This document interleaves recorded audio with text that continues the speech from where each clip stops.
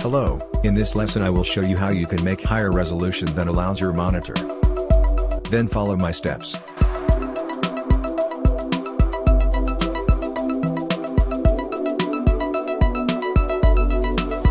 It is useful if you have old monitor and want make good resolution gameplay or just some lesson video.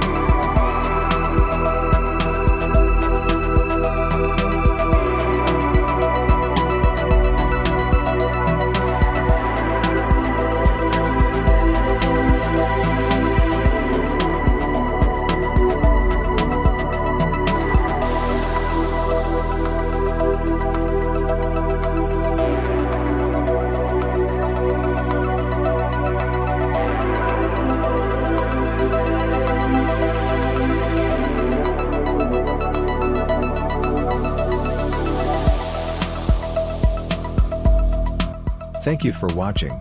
If this lesson helped, please put like and subscribe.